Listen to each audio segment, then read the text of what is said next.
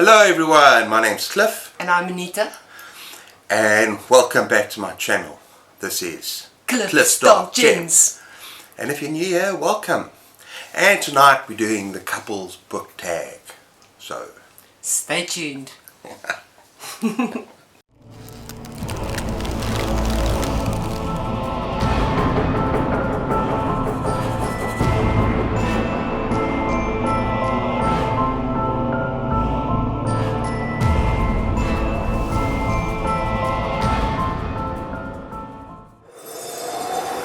Okay everyone, so yeah, this tag, delightful tag, couple's book tag, and it was created by TheChapterConundrum, and check out her channel, I'll link below, and the video. It's a wonderful channel. And yeah, she did this tag together with a bookish drummer. You should check the video out. In fact, I'll put that down below as well. And I was tagged by Pop Culture Poison. And also a lovely channel. You must check them out, both of them. And yeah, there's, I don't know how many prompts, it's about 13 or 14 prompts. So this video might take just a little while, but try and make it not too long. But the first prompt is going to be the longest. The rest are all bookish related, but this prompt is not. And it's about when and how we met. And the when part, I'm going to give to my wife, because men are not very good with dates and time and stuff like that. So I could get in trouble with dates and times and things like that, because I don't operate that way. I'm a man, right? Yes, exactly. Yeah. Okay. Yes, very bad. So when did we meet? 2014. Hey, at least on our anniversary. Yes, you do. Okay, go on. So we met in 2014. I was staying in a complex, and this beautiful man here moved in next to me. Yeah, so it's like an apartment yes. complex. Yeah. So he was. I'm not sure if it's American, same thing. Yeah, apartment yeah. building, and he moved in next to me, and I remember phoning my sister and telling her that this gorgeous man has moved in next to me, and then one day. Cutie and. And then one day he came up to me and he said, "Hello, neighbor," and I was in love. Yeah. No, well, actually, what happened is that she slid a note under my door. Well, I was like, and says, you know, I'm your neighbor, and if you're lonely, if you want to be a friend, she's still got the note. If you want a friend, give me a call, right? And I answered the call, and yeah, we've been a bit more than friends since then. Yes, so we ended up getting married. We ended up getting married, yeah. So it was a very special time. And actually, I want to add a little funny thing to that, because on our first date, which was at your place. Oh, actually, I want to describe this because. Okay, no, it's very funny, people. You need to pay attention here. This beautiful, beautiful dinner for this man, and it was I can't remember. It was like cheese board and steak with frozen corn, and you name it, I did it. I went through so much trouble, and he came over for dinner. We had a beer together. And he nibbled a bit on the cheese, and then what happened? I was sick, people. I actually considered contacting her beforehand and saying, I am really, really ill. I'm not feeling well. Not just nausea, it's just I was not feeling well, people. I caught something. And I made the mistake of not cancelling the date. So I went to her place. What did I do? I ran back home and said, it's not you, it's me. And I was thinking, what did I do? What did I do? Is it something I said? And I was violently ill. I was violently ill for the whole weekend. And so the next day, I took her roses and she forgave me, and we tried a second date, which worked. Which, funny enough, he came in with an impromptu sushi dinner, and we sat and then she got sick. I got sick. But I stuck it through. I didn't bail out like some people. I stuck it out. It was funny. It was funny, people. Yeah, but you had to be there, I think. You had to be there. It was. Okay. So that's how we met. Okay, so prompt number 2 tells us to talk about books that we agree and disagree on. Okay, let's start with agree. What did we agree on? Horror. Horror. Well, yeah, but specific books. I mean, Stephen King. Stephen King. Let's talk about authors. Both love Stephen King. We both love Robert Cameron. We both love Ray Masterton. Yeah, maybe not as much as you. I like him, but not as much as you. And we do like some of the Dean Koontz books. Yeah. And also Jail. Smile for the camera, baby. Sorry, Jail. Okay. yeah. So there's a lot of authors that we have in common. Yes. And basically we both love horror. Okay, what about disagree? I don't like extreme horror. Yeah. So even what I've heard about a book like The Wasp Factory, what I've listened to, what you said about that, or 10 Days the Flesh, Cannibalism, but disagree. I will not read those books. Sorry. No. Well, yeah, I mean, extreme horror was only really a thing for me when I started BookTube, and I explored other things, aspects of the horror genre. So it's only recent, and I've only read like a handful that I really enjoy. But yeah, it wouldn't be for you. Yeah. It wouldn't be for you. It's a little bit like in movies, isn't it? Like, you don't like cruelty. I don't like torture in any form. So Wilbur Smith, another one, South African author, and one of his books is one of my top 10 favorites of all time, but his books in general are about slavery and about whipping and about... I would especially the Egyptian books. I actually, I wouldn't go. So I don't like that. So no. Good response to that. Thank you. Okay, prompt number 3 is genres we don't share. Look, I mean, since starting BookTube and even before that, I've read fantasy, a lot of fantasy, science fiction, adventure books, men's adventure, a lot of classics. I've read very broadly. And I know you love horror. Have you read any other genres? Dean Koontz and that tone. It's more like a thriller sort of thing. So I enjoy thrillers and I enjoy mysteries. So detective stories and stuff like that, because I like to watch shows like that. So for me, that sort of thing is also good. But horror is my favorite. Go-to. My favorite. There need to be some kind of a horror element or something in there, just to spice it up. So gotta spice it up. Yes. Actually, I'm going to ask you something later on. Okay. Because you've got a secret you're not sharing with everyone. Okay. In fact, I'm going to ask you now. I caught you reading a series. I caught you reading a book. Yes, people. Because I don't really go into romance. Although I shared with you that I have read a romance. It's like a fantasy romance crossover thing. Kind of the shape-shifter romance. I don't know what it's called. But you read a vampire romance. Yes, you did. I did not. Yes, you did. No. You read a vampire romance. I did not. Yes, you did. No, I did. Tell everyone what you read. Just be proud of it. Be honest with it. My sister bought me this sparkly vampire series. I can't remember the name now. But anyway. Twilight. Yeah. So she bought me. You said it wasn't that bad. I suffered through it because my sister wanted to discuss the books with me, so I couldn't just skim through it. So I did read it, and I had to get back into my inner teenage self to actually enjoy the book, and then I jumped straight back into my adult life. And to be fair, it's actually written with her young girl. Yes. The voice is very young, and it is not a book I would read. But you got to take that into consideration. Yes. When you say that. So just because I don't read sparkly vampires doesn't mean it doesn't have merit for younger people. So be aware of that, people. To be honest, I find romance to be like a sticky date pudding, sickly and sweet. No. Okay, moving on. Okay, prompt number 4. Who reads more and faster, baby? Oh, you definitely read more. Yeah, I think I'm winning that one. Because I don't have time. She works too much. She works too hard, people. And also, she doesn't have time. She actually has to go back. It's 9 o'clock in the evening now.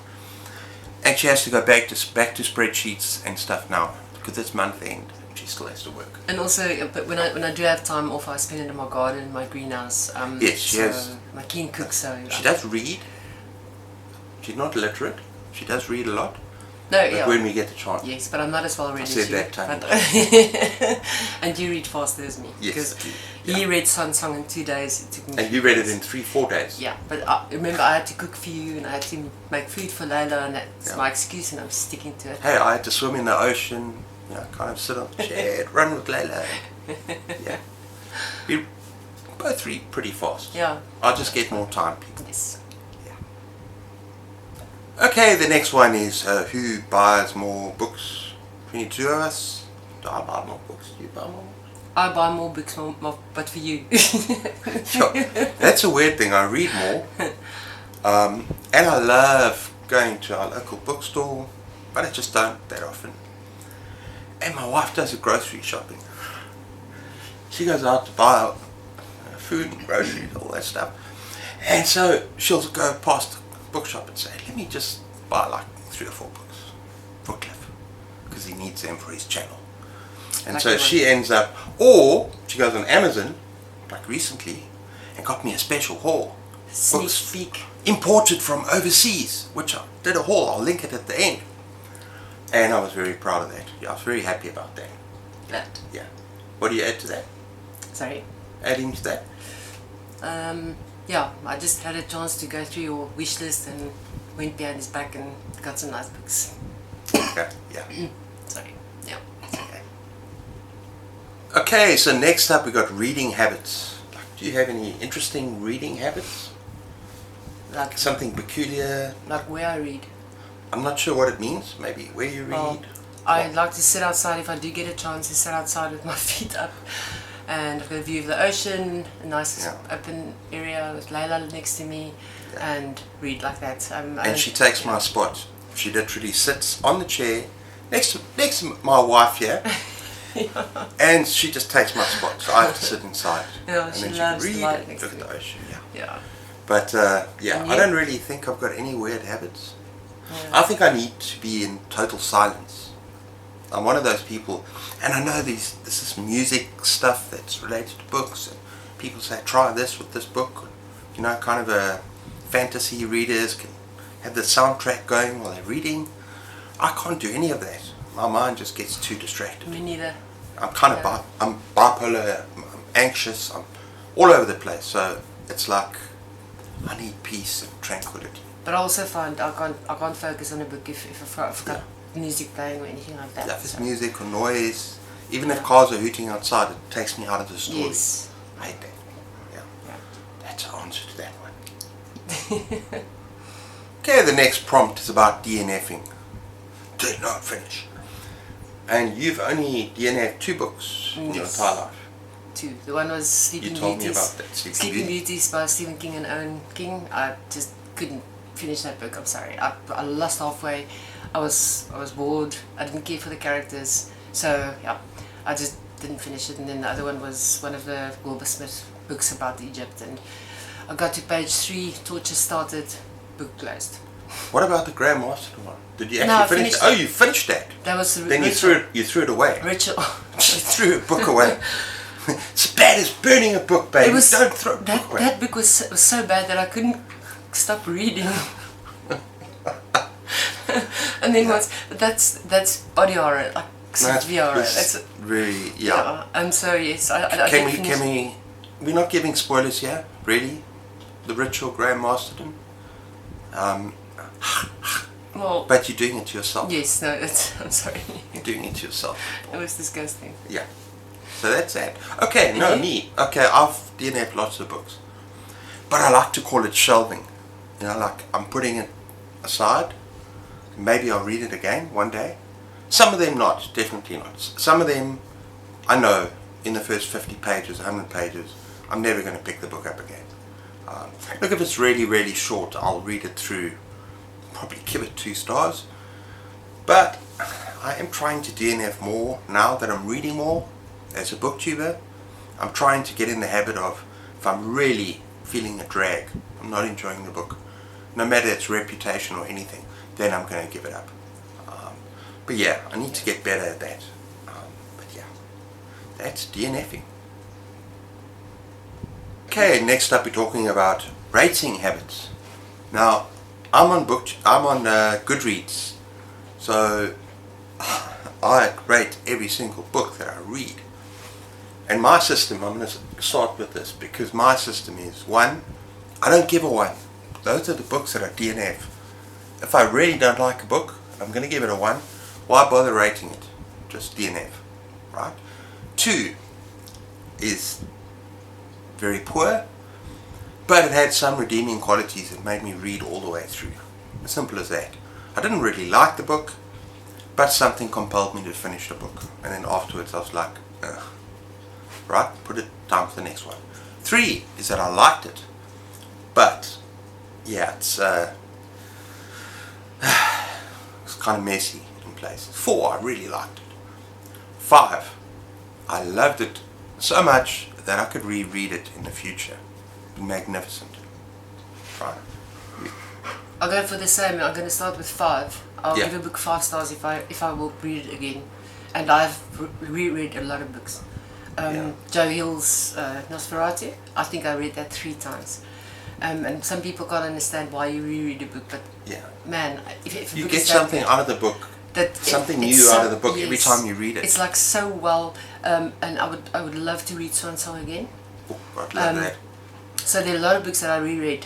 Stephen King's Nightmares and Dreamscapes. Oh man, that book. You can is read some of falling those short apart. stories over and over. Yes, exactly. Yeah, So that's yeah. 5 stars. 4 stars for me is something that was really excellent.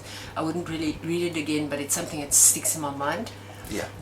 A 3 star will be something that Suck. went in the ear, out the other. If you ask me a year later, I'll say can't remember what the story was about. Yeah. So 2 stars. 2 star. Probably DNF'd. The thing about rereading books, I think if you reread a book when you were a teen and when you were an adult, that's also, you're going to get a different experience from the book. You can see the book completely differently. Like, let's say Pet Sematary. Okay, you read it as a teen and you don't have a child. You read it as an adult, you have a child or something, you might experience something completely different in terms of horror and terror. Yeah, that's all I'm going to say about that. And my problem is when I was younger, we didn't have access to English books. I was raised Afrikaans, so most of our books were Afrikaans. So I never got a chance to actually read something like Stephen King before I actually left school. Yeah. So in school, or even shortly after that, I was more into Afrikaans. I was in Afrikaans University, so I only started reading when I was actually an adult. Adult. Yeah. Yeah. Yeah. Okay, so that's our answer to that. Okay, the next prompt is picking out books for each other. Now, when I go shopping for my lovely wife, I'm not going to go and buy Stephen King or Dean Koontz, because we've got enough between the two of us, Yeah. right? Yes. But I'm going to buy books it's about her passion. One of her biggest passions, and she's fabulous at it, is cooking, right? Italian cooking. And this book is her favourite because it's got, right? What? Giorgio Locatelli, so he's Yeah. a fantastic chef, and this specific book that you bought me is one that's also got the stories from Italy and from, so I devoured that book because it so yeah, cooking is my passion.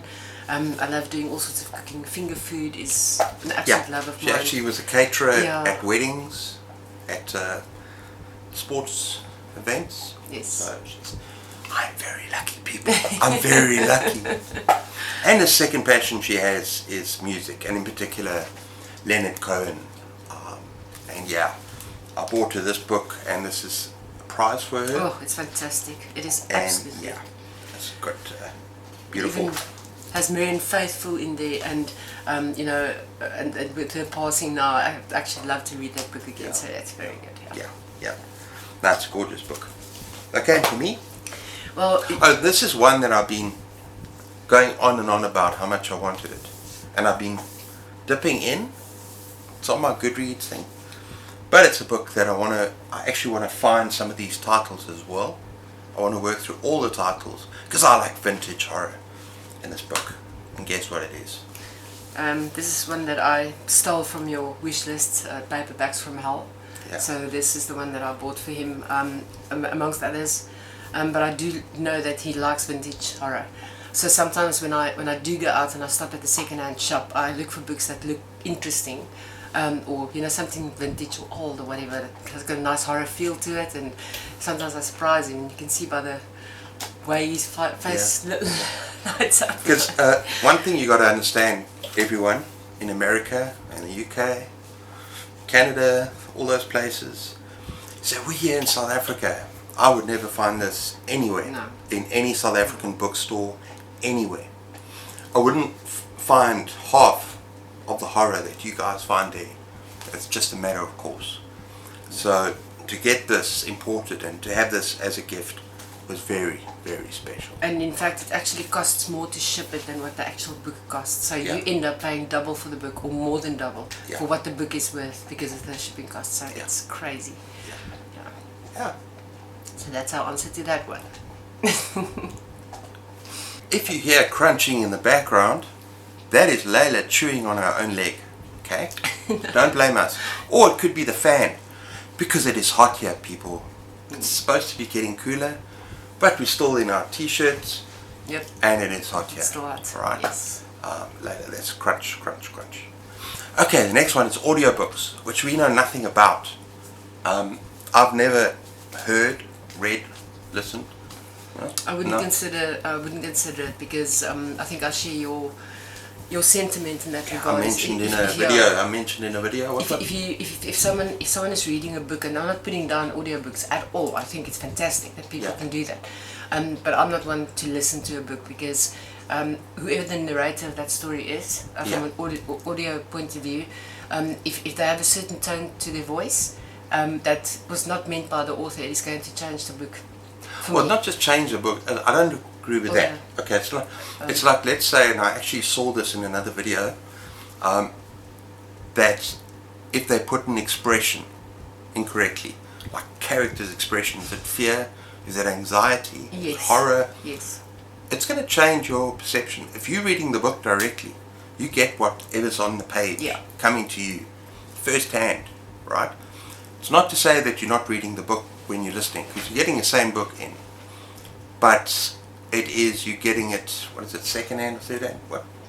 Yeah, that's what I mean. Not change the book, but to change your idea of a character, because I think when you read a book, your own personality puts a stamp on that character. Yeah. It's different for each one. It's your imagination. So, yes. When you're reading a book, it's all about you. Yeah. Your imagination, your interpretation of the character, the voice, everything. It's not to say that audiobooks don't enhance the experience. They do, probably. But they can also probably take away. I've heard there's some bad kind of narrators as well as good ones. So yeah. I think it's just not for everyone. Yeah. So yeah. That's our answer to that one. Okay, the next one is stepping outside of our comfort zone. And Anita's already described her experiences with Twilight. We'll put it up here. We'll put the entire episodes up here. So you can see Twilight on my channel. Let me just say that I'll never read it again. You'll never read it again. Yeah. And I also, we own 50 Shades of Grey. And I've chatted to one of my subscribers who tried to read the book and couldn't finish it. You know, I'm not mocking anyone that thinks 50 Shades of Grey is a great book. And during a Garb August I might try it. But I'm not in any rush, people. I'm not going to be joining. I'm not in any rush to read that book. I'm sorry. I think when you touch that book you need to wash your hands. No, that's not nice. So that's the answer to that one. Yes. Okay, so the next one is books on bookshelves. Him and her bookshelves. No, ours is, except for my cookbooks, I've got about close to 50 cookbooks. We actually did a book tour. Yes. I'll link that up. Check out our book tour. Got a lot of books. But most of our horror books. Mixed, yeah. Our horror books are mixed. Yeah. You know, she brought Graham Masterton to the party. She had about 10 Graham Masterton books. And a lot of Stephen King as well. And Dean Koontz. And Dean Koontz. I didn't have the Dean Koontz before that. Yeah. But it's all mixed up. Yeah. So we'll show you the bookshelf tour if you haven't seen it already, and you can enjoy that. Okay, the next prompt, and we're nearly there, people, is gifting books. Now, I thought that originally meant like the same thing we spoke about earlier, gifting each other books, but it could be something different. Well, I'd rather gift you with a book than anything else that you don't need. Instead of buying silly stuff that you're not going to use. Well, I like the t-shirt. Well, the t-shirts, yes. But yeah, t-shirts are quite nice. But I mean, I'd rather gift you a book that I know you're going to enjoy and that you're going to use. Yeah. Whereas you? Yeah, no, it's the same thing. I'd rather buy you something that you can use. Like cookbooks. Yeah, his choices are a bit more wide because you love it. Buy me kitchen, I can buy kitchen stuff, I can buy cookbooks, I can buy music books, music stuff. Yeah. We both love our music.